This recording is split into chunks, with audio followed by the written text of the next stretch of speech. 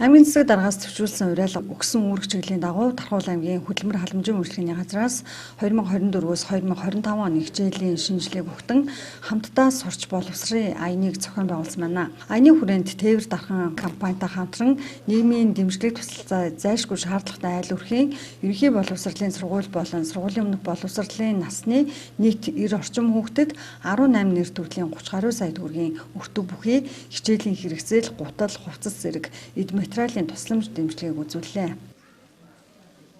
Сайн улсын аянд 600 гаруй түрээслэгч оролцож 18 нэр төрлийн 30 гаруй сая төгрөгийн өргөн иргэдийн бараагаар дэмжлэг үзүүлсэн байна. Ер нь манайх нийгмийн хариуцлагын хүрээнд энэ жил зохиогдож байгаа аймаг сумаас зохиогдож байгаа сайн улсын аянд маш их төвтэй оролцдог. За бид нар хичээлийн шинэ жилийг ухтаад хүүхдүүдтэй жил болгон олон жил болгож хичээлийн хэрэглэгдэхүүн босод эд материалын дэмжлэг үзүүлдэг.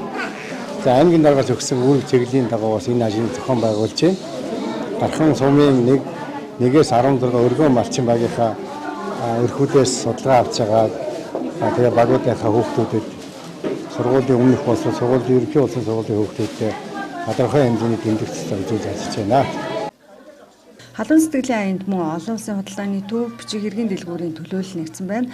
За хандвар цугласан сургалтын хэрэглэгдэхүүн эд материалыг өнөөдөр хөдөлмөр халамж үйлчлэгийн газрын дарга их болд болон тээвэр дархан компани төлөөлөл хүүхд багчуудад гарт төлөглөө.